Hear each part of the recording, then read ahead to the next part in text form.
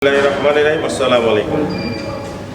বাসাবা কনফারেন্সে এসে আমাদের অনেক অভিজ্ঞতা হলো। অনেক অভিজ্ঞতার মধ্যে আমরা এখানে আজকে বাসাবার কনফারেন্সের দ্বিতীয় দিনে একজন লেডি প্র্যাকটিশনারের সাথে কথা বলবো, ডাক্তার আসিফা।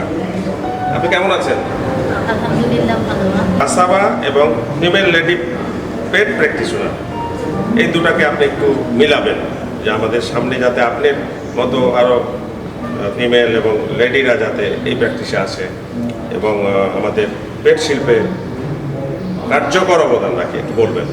আসসালামু আলাইকুম, আমি ডক্টর তানভীর আসিফা। আমি একজন পেট প্র্যাকটিশনার। আমি প্র্যাকটিস করি প্রাণীকুল অ্যানিম্যাল ওয়েলনেস সেন্টারে। এই ক্লিনিকটি অবস্থিত মেরুলবাড্ডায় ডিআইটি প্রজেক্টে। তো আমার প্র্যাকটিস লাইফের 3.5 বছর চলছে। ছোটবেলা থেকে পেট অ্যানিমেলের প্রতি আগ্রহ ছিল এবং সেখান থেকেই আমার প্র্যাকটিশনার আসা। তো এই প্র্যাকটিশনার লাইফে কিছু চ্যালেঞ্জ আমাকে ফেস করতে হয়েছে অ্যাজ এ ফিমেল ভেট, আবার কিছু তৃপ্তির জায়গাও আছে। চ্যালেঞ্জগুলো প্রথমেই বলি। প্রথম যখন আমি জয়েন করি তখন তো আসলে অভিজ্ঞতা খুব একটা ছিল না। সিনিয়রদের সাথে প্র্যাকটিস করতে করতে এখন মোটামুটি একটা অভিজ্ঞতা অর্জন করেছি। আর আমাদের দেশে পেট সেক্টরও আসলে এত বেশি রিস্ক ছিল না। ধীরে ধীরে ডে বাই ডে এটা ইমপ্রুভ হচ্ছে। আর যখন প্র্যাকটিস শুরু করি তখনও আসলে 3 বছর আগের কথা বলছি, তখন দেখা গেছে যে অনেকেই পেট অ্যানিমেলের যে ট্রিটমেন্ট হয় এটা পর্যন্ত জানতো না। তো এখন সেটা আসলে অনেকটা ইমপ্রুভ হয়ে গেছে।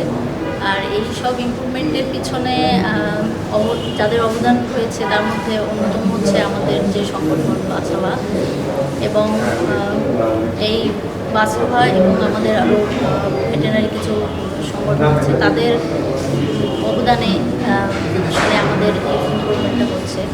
বাংলাদেশে গত 2 বছর আগেও দেখা গেছে যে এত বেশি পেট অ্যানিম্যাল ক্লিনিক ছিল না।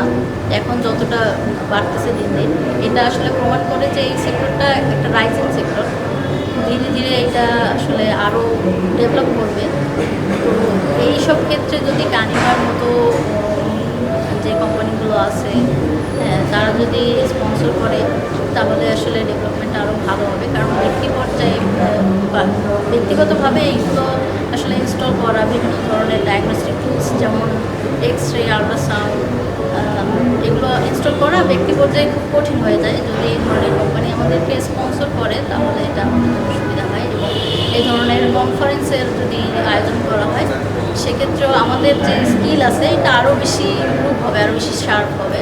ব্যক্তি জীবনে আমার কাছে খুবই ভালো লাগে এই পেশাটা। কারণ হচ্ছে আমার ছোটোবেলা থেকেই পেট অ্যানিম্যাল ভালো লাগতো। আমাদের বাসায়ও অনেক পেট অ্যানিম্যাল ছিল, যার কারণে এটা আমি খুব এনজয় করি। তবে ফিমেল ভেট হিসেবে এই পেশাতে কিছু চ্যালেঞ্জ আছে। যেমন অনেকেই প্রেফার করে যে আমি একজন মেল ডক্টরকে দেখাবো, বিশেষ করে যখন কোনো অ্যাগ্রেসিভ অ্যানিম্যাল থাকে। তো তাদের কোশ্চেন থাকে, ওনাদের কোশ্চেন থাকে যে আপনি কি পারবেন হ্যান্ডেল করতে, বা এই ধরনের কিছু চ্যালেঞ্জ ফেস করতে হয়। এবং দেখা গেছে যে অনেক সময় অনেকে এসে মেল ডক্টর খুঁজে এবং বলেও ফেলে যে ফিমেলরা আবার ডক্টর হইতে পারে, তাও পশু পাখির ডক্টর হইতে পারে।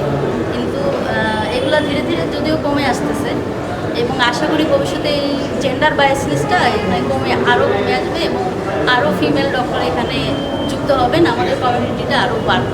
আমরা শুনলাম ডাক্তার আসিফার কথা, প্রায় 4 বছরের মতো তার প্র্যাকটিসের বয়স কম হলেও জ্ঞানের পরিধি কিন্তু অনেক ব্যাপক। আমরা তার কথা শুনে বুঝলাম, এবং সে একটা কথা এখানে বিশেষভাবে উল্লেখ করলো যে আমরা নারীরাও কিন্তু কম না। আসলে এটা আমরা মানি, কারণ আমার মনে হয় যে পোষা প্রাণী যারা প্র্যাকটিশনার আছেন সেখানে মেয়েরাই ভালো করে।